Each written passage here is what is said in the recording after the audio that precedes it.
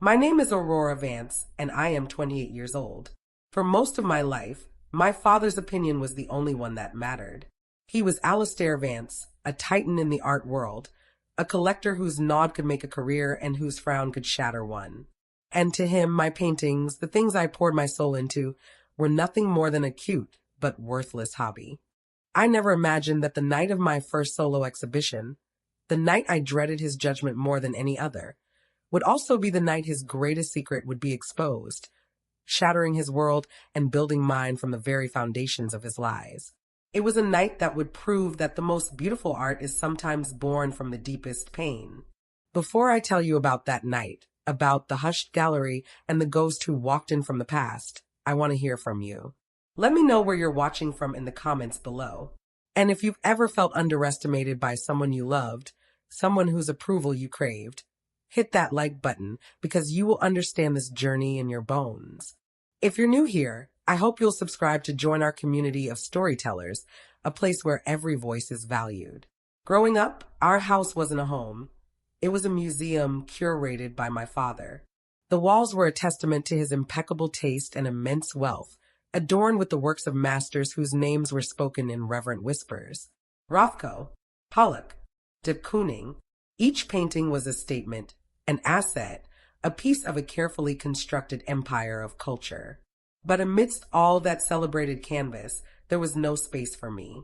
My own art was relegated to the one place my father's critical eye rarely fell. A small, cramped attic studio, perpetually smelling of linseed oil and turpentine. It was my sanctuary and my prison, a room filled with the vibrant, messy, emotional life that the rest of the house so carefully lacked. The contrast was a daily reminder of my place in his world. He was the curator of greatness. I was the creator of a hobby. I remember one Saturday afternoon when I was 16. I had been working for weeks on a portrait of my grandmother, who had passed the year before. I was trying to capture the specific way light caught the silver in her hair and the gentle, sad wisdom in her eyes. I thought it was the best thing I had ever painted.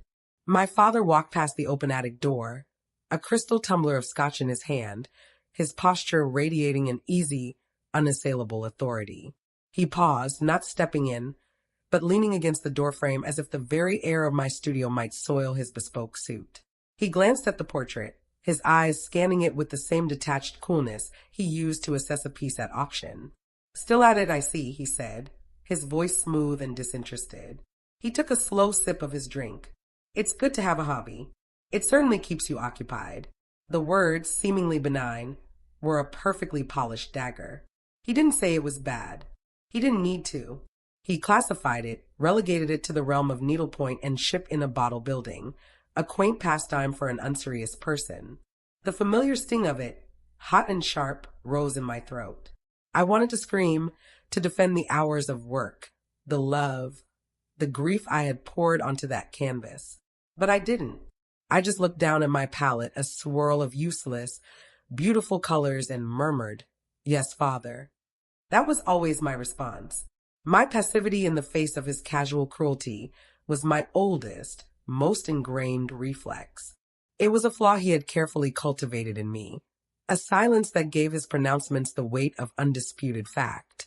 This dynamic was as old as I was. My older brother, Julian, was the heir apparent not just to the Vance fortune, but to our father's entire worldview. Julian was practical, business-minded, and utterly devoid of artistic inclination, which in my father's eyes was a sign of a superior intellect.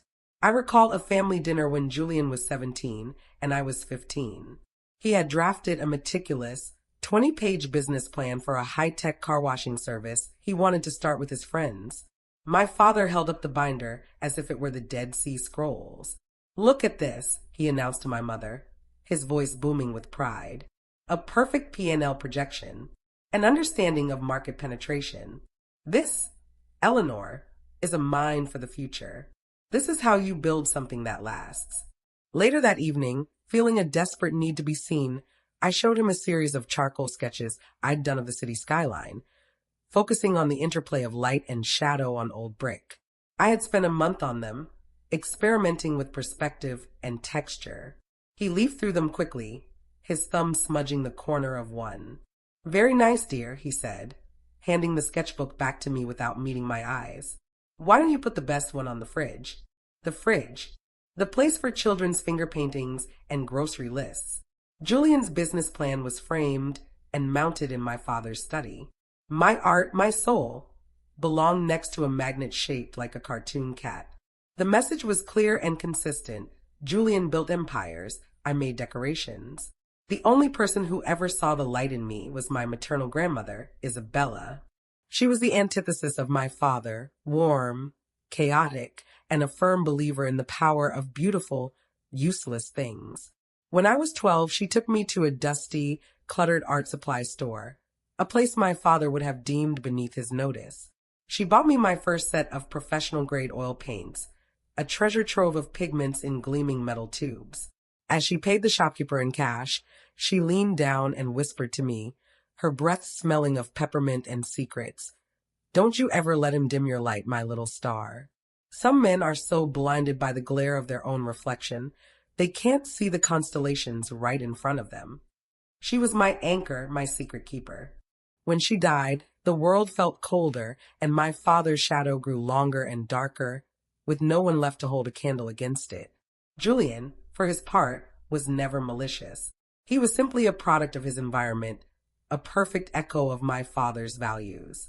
He loved me in his own way, but he saw my art through the same pragmatic lens. Dad's just being Dad, Rory, he'd say with a shrug, finding me in the attic after another one of our father's casual dismissals. You know he's practical. He just wants you to be secure. Art doesn't pay the bills, you know? Not unless you're some dead guy he can hang on the wall. He meant it to be comforting, to translate my father's coldness into concern. But all it did was reinforce the walls of the world they had built, a world where my passion was, at best, a financial liability. He didn't see that it wasn't about the bills. It was about my life. This relentless invalidation created a desperate, aching need for an outside perspective. I craved a real mentor, someone who spoke the language of art not as an investment, but as a calling.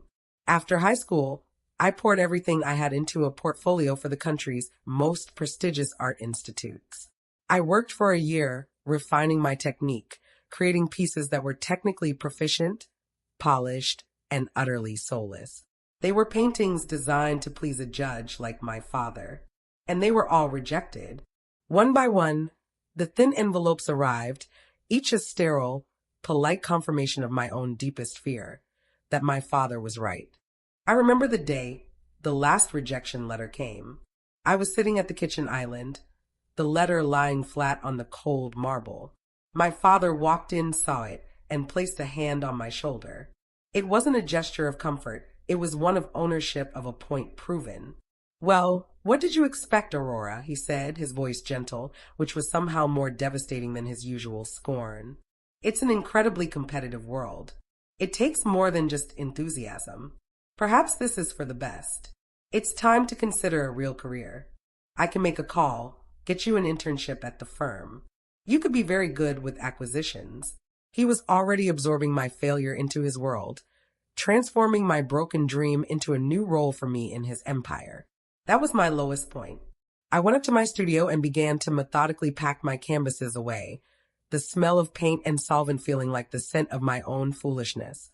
The light my grandmother had spoken of felt like it had been extinguished for good.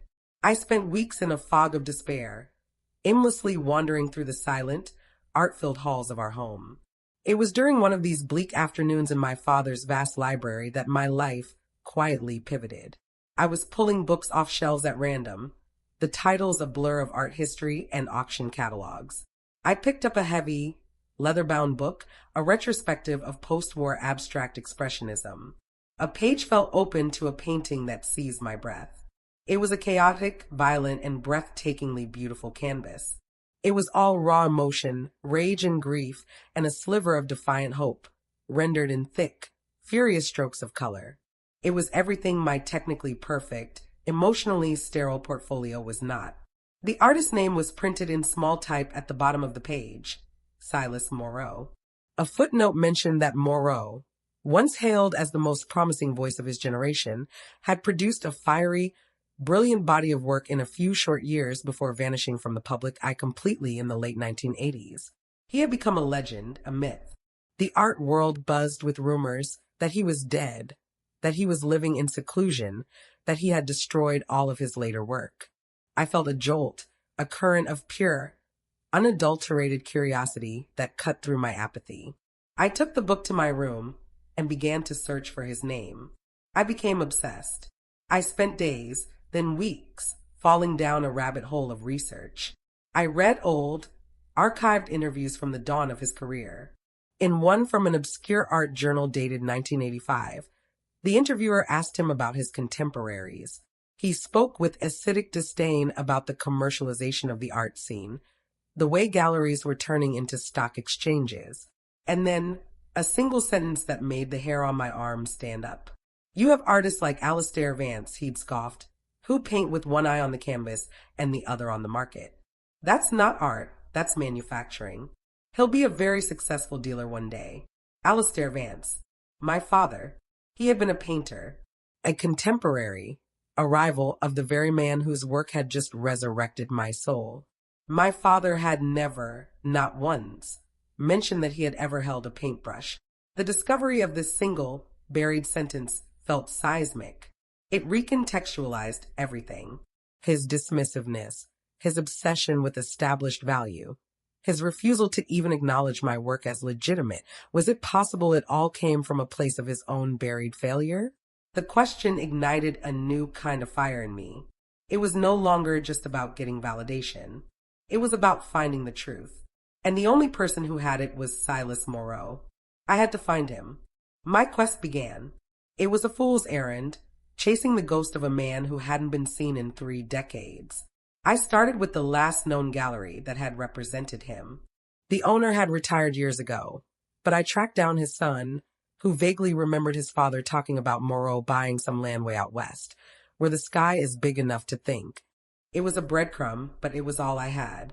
I cross-referenced property records from the late 80s with names and shell corporations, a skill I'd picked up from hearing my father's business calls my whole life. I found a transaction for a large, remote parcel of land in rural New Mexico, purchased by a company with a name that seemed like a private joke, Blank Canvas LLC. I drained my small savings account, packed my car with my art supplies and a sleeping bag, and told my family I was going on a road trip to find myself. My father had scoffed. "How cliché, Aurora. Do let us know what you discover." I just smiled. "I will," I said. The town was little more than a dusty crossroads, a place where time seemed to have slowed to a crawl.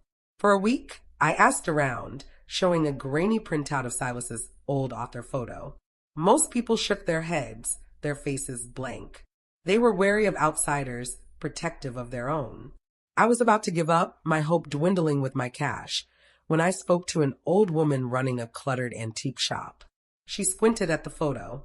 "Looks a little like the old hermit up on the ridge," she said, her voice raspy. "The one who gets supplies delivered once a month and pays in cash. Doesn't like company." She gave me a vague set of directions that involved a dry riverbed and a lightning-scarred juniper tree.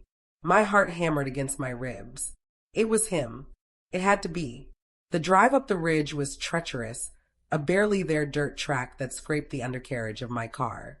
I finally saw it, a small, rustic cabin built of dark wood and stone, almost disappearing into the landscape. A plume of wood smoke curled from its chimney. It was a world away from my father's marble mansion, a place of quiet, unpretentious solitude. It felt sacred. I parked and walked to the door, my portfolio clutched in my sweating hands. I knocked, the sound unnaturally loud in the profound silence. I waited. For a full minute, nothing happened. I was about to turn away when I heard the scrape of a bolt.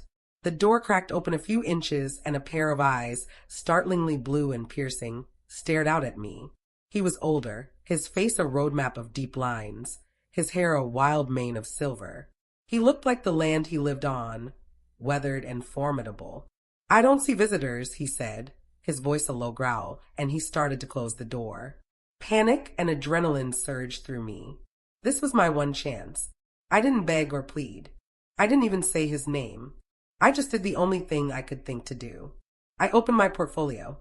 But I didn't show him the technically polished, soulless pieces I'd made for the art schools. Instead, I pulled out a small, intensely personal painting I had done in the weeks after finding his work. It was a self-portrait, but not of my face. It was a depiction of my hands, stained with paint, trying to hold onto a fragile, flickering light in a sea of overwhelming darkness. It was clumsy and raw and full of all the grief and desperate hope I couldn't put into words. I held it up. He stopped closing the door. His gaze dropped from my face to the canvas. He was silent for what felt like an eternity, his blue eyes dissecting every brushstroke. My entire future seemed to hang in that silence. Finally, he spoke, his voice still rough, but the growl was gone. "The composition is weak," he stated matter-of-factly. "Your brushwork is hesitant. You're afraid of the dark spaces. You treat them like a void instead of a presence." My heart plummeted. It was my father all over again, the same clinical, cutting dismissal. I felt tears begin to well up. But then he added, his voice softening almost imperceptibly, "But there's truth in it. A flicker of something real. The rest is just noise. The rest you can unlearn." He opened the door wider. "Come back tomorrow morning. Bring your easel. And don't be late." That was the beginning of my secret education. I rented a small, run-down room in the nearby town, and for the next year, I made the pilgrimage up the ridge to Silas's cabin 3 or 4 times a week.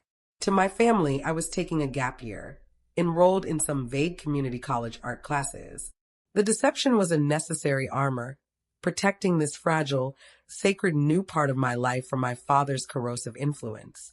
Silas became the mentor I had always dreamed of, though he was nothing like I expected. He was a demanding, irascible, and brilliant teacher. He wasn't interested in my technique. He was interested in my soul. He believed that the art world had taught people how to paint for the market, not for themselves, and he was determined to strip all of that away. He didn't teach me how to paint. He taught me how to see. For the first week, he wouldn't even let me touch a canvas. He made me sit outside and watch the way the afternoon light changed the color of a single rock. For the week after that, he made me draw the same gnarled, ancient juniper tree over and over again, until I stopped drawing its shape and started to capture its spirit, its stubborn, twisted resilience. "Stop trying to make it pretty," he would bark, snatching the sketchbook from me. "Beauty is a cheap commodity. Look for the truth. The truth has bones." He made me paint with my left hand to break my rigid, controlled habits. He made me paint in near darkness to force me to rely on instinct instead of sight. He was breaking me down to build me back up, not in his image, but in my own. During our breaks, sitting on his porch overlooking the vast, empty landscape, he would tell me stories about the art world he'd left behind. He spoke of it like a jaded exile, full of contempt for its phoniness, its obsession with money and celebrity. "They're not selling art, kid," he said one afternoon, whittling a piece of wood. "They're selling assets. They're trading names like baseball cards. It's a game for rich men who want to feel like they have taste." It was in these moments that he would mention my father, always indirectly, always with a bitter edge. "Your father? He was born to play that game. He's one of the best salesmen. He understands desire, not beauty. He never detailed their rivalry, but he scattered clues like breadcrumbs. Some people are better at collecting talent than having it," he mused once, his eyes distant. "It's safer. Less risk of failure." Under his relentless, unorthodox guidance, my art began to transform. The change was radical. My canvases, once timid and controlled, exploded with life. The colors became bolder, the lines more decisive. I stopped being afraid of the dark spaces he'd pointed out. I started to fill them with meaning. I painted the raw, windswept landscapes of New Mexico, but they were also inner landscapes, maps of my own emerging self. My work was no longer about pleasing an invisible judge. It was about speaking my own truth in my own language. For the first time, when I looked at my paintings, I saw myself. I made periodic trips home to keep up the facade. On one such visit, my father noticed the change in me. It wasn't my art he saw, but a new current of confidence in my bearing, a quiet self-possession that he couldn't control or classify. And he hated it. He saw it as defiance. He sought out the few new sketches I'd left in my attic studio, pieces I was still working on. He found me in the library, holding one of them at arm's length, as if it were contaminated. I saw your latest attempt, he began, the word attempt landing with surgical precision. It's very loud, Aurora. A bit desperate for attention, don't you think? There's a fine line between passion and hysteria. He was trying to find the old buttons, the ones that had always worked, the ones that released shame and self-doubt.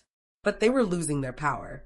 For the first time, I heard his words not as a judgment of me, but as a confession of his own limitations. I like loud, I said, meeting his gaze, and for a moment he looked genuinely taken aback.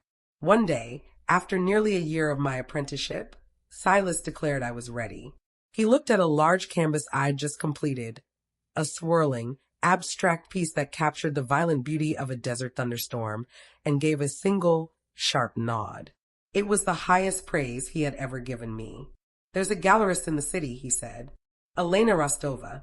She was my first dealer, before I fired her for having too much integrity for that snake pit. She's one of the few left who still has eyes. Without asking my permission, he took a photograph of my painting. He sent the single, unsigned image to Elena with a 3-word message. Look at this. 2 days later, my phone rang. It was Elena Rostova herself. Her voice was electric with excitement. I don't know who you are, she said, or how you know Silas, but this painting, this is the most exciting new work I've seen in a decade. I want to give you a solo exhibition. My gallery. 6 weeks from now. A solo show. At one of the most respected independent galleries in the country. The words didn't seem real. I was dizzy with a joy so pure and overwhelming it felt like it might break me. In that moment of pure, unadulterated elation, I made a mistake. A deep, primal, childish part of me, the part that still lived in the shadow of the great Alistair Vance, still craved his approval. I thought, asterisk, this will be it. This is the thing he can't deny. This will finally make him proud. Asterisk. I called him, my voice trembling with excitement. Father, I have incredible news. I've been offered a solo show. At the Rostova Gallery. There was a beat of silence on the other end of the line. It was not the silence of awe, but of suspicion. Elena Rostova, he said, his tone instantly cool and analytical. She's a serious gallerist, Aurora. Very discerning. How, exactly, did you get to her? This seems rather out of your league. The familiar condescension was there, but then it shifted into something more insidious. He put on the mask of fatherly concern. Listen, darling, this is a very delicate stage. A premature exhibition could do irreparable damage to a young artist's career. Let me help. I know Elena well. I'll make a call, put in a good word, make sure she understands how to position your work properly. I didn't understand.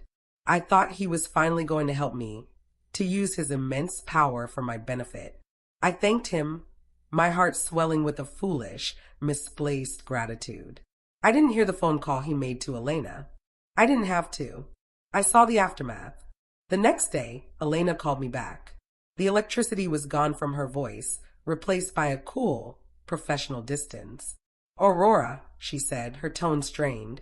I'm so sorry, but I'm afraid there's been a misunderstanding. I had a long talk with your father, Mr. Vance. She paused, and I could hear the discomfort in her voice. He advised me that you're not quite ready for this, that your work is still developing, and that he said you were emotionally fragile, and that this kind of pressure could be detrimental to your long-term progress. He suggested we reconsider in a few years, perhaps as part of a group show. The phone felt slick in my hand. The world tilted on its axis. He hadn't just dismissed me. He hadn't just belittled me. He had actively, deliberately, and maliciously sabotaged me. He had used his reputation, his influence, and the lie of fatherly concern to cut me off at the knees, to ensure that I would never, ever crawl out of his shadow. He couldn't stand the thought of me succeeding on my own terms in a world that had rejected him. The hurt was so immense, so profound, it went past tears. It was a pressure that built and built until it solidified into something cold, hard, and diamond sharp. It was rage. Pure, clarifying rage. The little girl who craved her father's approval died in that moment. I hung up the phone and immediately called Silas. I told him everything, my voice shaking not with sadness, but with fury. He was quiet on the other end of the line, listening patiently. When I finished, the silence stretched for a moment. "I see," he said, his voice a low rumble. "He hasn't changed a bit." "Good." I was taken aback. "Good?" I asked. "He just destroyed my career before it even started."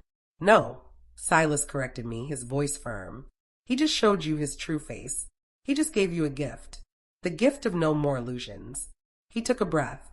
"Now, you're going to call Elena Rostova back. You're going to tell her the exhibition is on, exactly as planned. And then you're going to tell her that you have a curator. Tell her his name is Silas Moreau." The 6 weeks leading up to the exhibition were a blur of frantic activity and simmering tension. The news that Silas Moreau, the art world's most famous recluse, was emerging from a 30-year silence to curate a show for an unknown debut artist sent shockwaves through the community. It was the stuff of legend. The buzz was immense. My name, Aurora Vance, was suddenly on everyone's lips, always attached to a question mark. Who was I? Where had I come from? And how had I lured the great white whale of modern art from his hermitage? The mystery fueled a wildfire of speculation, and the opening night promised to be the biggest art event of the year. On the night of the show, I stood in the middle of the Rostova gallery an hour before the doors opened, my heart a frantic drum against my ribs. I was terrified, but it was a new kind of fear. It wasn't the old, familiar dread of my father's judgment. It was the electric, high-wire fear of a performer about to step onto a massive stage. The gallery was perfect.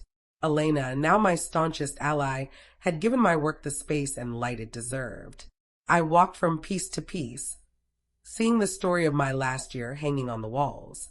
There was the gnarled juniper tree, no longer just a tree, but a symbol of endurance. There was the desert thunderstorm, a tempest of color and emotion. And in the center of the main wall was this self-portrait of my hands, holding the light, the very piece that had opened Silas's door to me. It was my journey, my soul, laid bare for the world to see. The doors opened, and the gallery filled quickly. It was a crush of a crowd, artists, collectors, critics, and the merely curious, all drawn by the impossible rumor of Silas's return. I saw faces I recognized from the glossy pages of art magazines, people my father entertained for dinner. They looked at my work with a mixture of confusion and intense scrutiny. Then he arrived. My father, Alistair Vance, made his entrance, with my brother Julian trailing in his wake like a dutiful lieutenant. He couldn't afford to miss this. An event of this magnitude, he had to be there, to be seen, to control the narrative. He moved through the room with his signature, effortless authority, a faint, condescending smile playing on his lips. He was there to witness the spectacular implosion of my naive ambition, to be the gracious father of the talented but tragically misguided daughter. I watched him from across the room as he led a small group of his cronies on an impromptu tour of my soul. He would pause before a painting, tilt his head, and murmur, just loud enough for those around him to hear. "Derivative, you see," I overheard him say in front of a piece I'd poured weeks of my life into. A clear, if clumsy, nod to Soutine, but without the discipline. In front of another. A bit chaotic, isn't it? Passion is one thing, but it must be tempered by intellect. It lacks a governing thesis. Each word was a perfectly aimed dart, meant to poison the well, to define my work as amateurish before anyone could form their own opinion. He was a master at it. Julian stood beside him, looking uncomfortable, his eyes darting between his father's confident pronouncements and the raw power of the paintings on the wall. He was caught between two worlds, and for the first time he seemed to be questioning which one was real. The room's attention began to coalesce around Beatrice Croft, the city's most feared and respected art critic. She was a sharp, bird-like woman whose reviews could make or break a gallery. She was standing before my central piece, the portrait of my hands, her expression unreadable. My father, ever the opportunist, saw his moment. He glided over to stand near her, positioning himself as the ultimate authority in the room. An interesting new talent, he said to the collector beside him, his voice pitched for Beatrice's benefit. A lot of raw feeling here. A bit rough around the edges, of course. She needs firm guidance to refine it. Just as Elena tapped the microphone to welcome the crowd, the main doors of the gallery swung open, letting in a gust of cold night air. A figure stood silhouetted in the doorway. A hush fell over the entire, chattering room. It was an instantaneous, collective intake of breath. The figure stepped into the light, and the hush deepened into a stunned, reverent silence. It was Silas Moreau. He was older than the 30-year-old photographs, his face more lined, his silver hair wilder, but the intensity in his eyes, the sheer force of his presence was unmistakable. The crowd, full of the most powerful people in the art world, instinctively parted for him as he walked, creating a path. The sudden, blinding pop of a single camera flash broke the spell, and then a dozen more went off, a frantic, percussive volley. Silas ignored them all.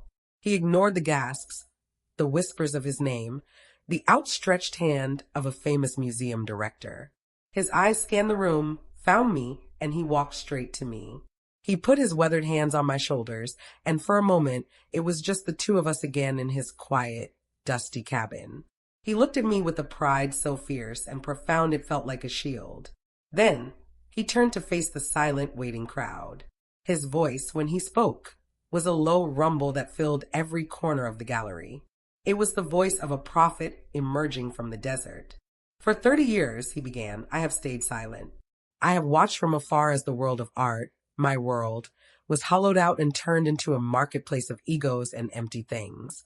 I came out of that silence tonight for one reason, and one reason only. His hand swept out, gesturing not just to one painting, but to all of them. For this, he boomed. For an artist who has more truth, more courage, and more raw, untamed talent in her little finger than I have seen in a generation of cynical, market-tested mediocrities. He paused, letting the weight of his words settle. His gaze swept the crowd again, and this time it landed with deliberate, chilling precision on my father. Alistair Vance, who had been holding court with a smug smile, froze. The color drained from his face, leaving behind a pale, waxy mask of disbelief. This talent, Silas continued, his voice now laced with the cold fire of a decades-old grudge, this real, undeniable talent, far surpasses that of my greatest, most bitter rival from my youth. The crowd murmured, confused. Silas's rivalry with anyone was the stuff of forgotten history. He was a man, Silas went on, his eyes still locked on my father, who had a flicker of ability but possessed the soul of a banker. A man who, in an act of profound cowardice, traded his paintbrush for a ledger because he feared he would never be great. He has spent the rest of his life trying to convince the world, and most of all himself, that he knows what art is because he failed so miserably at creating it. The silence in the room was now absolute, a ringing, pressurized void. Then Silas raised his hand and pointed, a final, damning gesture, directly at my father. The man you all know as the great collector, Alistair Vance, my old rival and her father.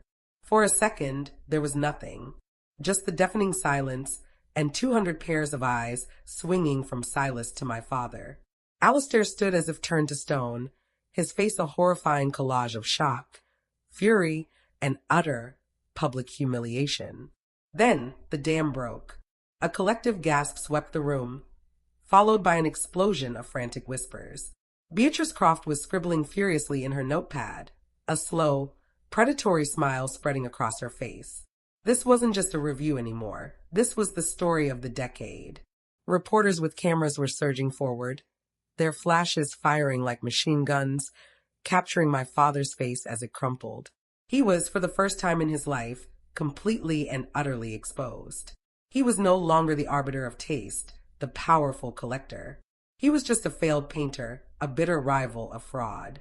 Julian looked from the triumphant, righteous fury on Silas's face to the shattered mask of his father's, and his own expression was one of dawning, horrified understanding. In the eye of the hurricane, I stood beside Silas, anchored by his presence. The blinding flashes didn't feel threatening. They felt like sunlight, I wasn't triumphant or vengeful. I was just calm. I was just free. The aftermath was immediate chaos. The crowd, which moments before had been orbiting my father, now swarmed me and Silas. Questions were shouted, hands were shaken, praise was lavished. I saw my father through a gap in the bodies. He was a ghost at his own funeral, utterly ignored. The power he had so carefully cultivated his entire life had vanished in the space of a 30-second speech. He turned to leave, to flee, but a pack of reporters cornered him near the door. "Mr. Vance, is it true? Were you a painter?" a young journalist shouted. "What's your response to Silas Morrow's statement?" another pressed, shoving a microphone in his face. "Were you jealous of Silas? Is that why you never spoke of it?" He looked like a cornered animal. He shoved through them without a word, his face a mask of incandescent rage, and disappeared into the night. Julian was left behind, stranded in the wreckage. He looked utterly lost, his confident, easygoing demeanor stripped away, revealing the confused young man underneath. Elena, my gallerist, squeezed my arm, her face beaming with a fierce, protective joy. "The entire collection is sold, Aurora," she whispered in my ear. "Every single piece. We have a waiting list a mile long." A moment later, Beatrice Croft, the critic, navigated her way to me. I braced myself for a grilling, but she simply looked at me, then at my work, then back at me. "Your work speaks for itself," she said, her voice crisp and decisive. "But that was a damn good story. Welcome to the art world, Miss Vance." It was a coronation. Later, as the gallery began to empty, Julian approached me, his shoulders slumped. "Rory, I had no idea," he stammered, his eyes wide with a combination of shock and shame. He never said a word. "There's a studio in the sub-basement. It's always been locked. He told me it was for wine storage." He shook his head, looking around at my paintings as if seeing them for the first time. "Your work, it's incredible. I'm so sorry, Rory, for everything." It wasn't eloquent, but it was genuine. It was the first honest sentence he'd ever spoken to me about my art. Hours later, the last of the guests and staff were gone. Silas and I sat in the silent, empty gallery, surrounded by the red-soled dots that glowed like embers next to my paintings. The adrenaline had faded, leaving a quiet, profound sense of peace. We sat on a bench. A bottle of champagne Elena had left for us on the floor between us. "Why did you do it like that, Silas?" I asked softly, looking at the painting of my hands. "The rivalry. You never told me the whole story." He took a long sip of champagne from a paper cup. "It wasn't your story to carry," he said, his voice gentle. "It was his burden. And tonight, I just made him pick it up." He stared off at a dark, turbulent canvas across the room. Alistair and we started out together, in a cramped, cold studio in the city. We were both hungry, both ambitious. But I was hungry to paint. He was hungry to win. He told me about a specific moment, a joint show they'd had as young men. A very influential critic had praised Silas's work, but had written that Alistair's, while technically skilled, lacked a soul. Alistair, in a fit of jealous rage, had gone back to the gallery that night and vandalized Silas's most praised painting, a small but cruel act of sabotage he thought no one would ever know about. But Silas knew. "That was the moment I saw him," Silas said, his voice low. "I saw the emptiness inside him. He didn't love art. He loved the idea of being a great artist. When he couldn't have that, he decided to become the man who owned it instead. He built his entire identity on being the judge, because he couldn't bear the verdict the world had passed on him. His cruelty to you, Aurora," he said, turning to look at me, his eyes full of a deep, sad understanding. "It was never, ever about you. It was always about him. He was trying to smash the mirror that showed him his own failure. Hearing it laid bare, so simply, so completely, was the final turn of the key. The last lock in my heart, the one that still held a sliver of hope for his approval, clicked open. The weight of his judgment, a burden I had carried my entire life, dissolved into nothing. In the weeks that followed my exhibition, my world remade itself. My name was everywhere. Museums called. International galleries sent offers. I was no longer Aurora Vance, the hobbyist. I was Aurora Vance, the artist. With the money from the sale of my collection, I bought a sprawling, light-filled loft in the industrial district and began building a new studio, a space that was entirely my own, with no attic and no shadows. My father, predictably, attempted to reinsert himself into the narrative. He called me about a month after the show. His voice was stilted, stripped of its usual booming authority. He didn't apologize. He didn't mention Silas, or the exhibition, or the 30 years of lies. An apology would require an admission of wrongdoing, and my father's ego was a fortress without a door for such things. Instead, he tried to pivot, to reclaim control by becoming my manager. Aurora, he said, his voice slick with a new, forced enthusiasm. I've been running the numbers. The secondary market value for your collection has already tripled. Your work is showing remarkable returns. We need to discuss a strategy for your career. I have connections at the highest level, people who can guide your trajectory, ensure your legacy. It was a breathtakingly audacious move. He was treating my soul-bearing art as just another asset in his portfolio. The old Aurora, the girl desperate for a crumb of his attention, might have wept with gratitude. But she was gone. "Thank you, Father," I said, my voice calm and even, a tone I had never used with him before. But I have my own strategy now. My career is handled. There was a stunned silence on his end. Handled? By whom? That old relic, he sputtered, the condescension returning. He doesn't know this market. No, I agreed. He doesn't. And that's why I trust him. I ended the call, polite, but absolute. The boundary had been drawn. He was left on the other side of it, speechless. My relationship with Julian, however, began to heal.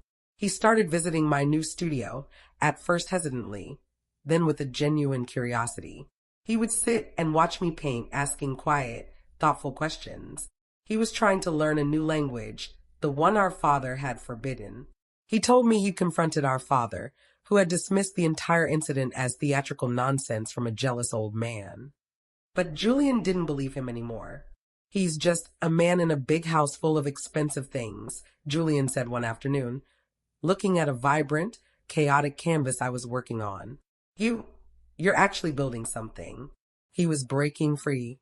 And in doing so, we were finally finding our way back to each other, not as the golden child and the disappointment, but just as a brother and a sister. A year has passed. I am standing now in a gallery in Paris, the city lights twinkling through the large window. It's the opening of my first international show. The room is filled with the soft murmur of French and English, the clinking of glasses.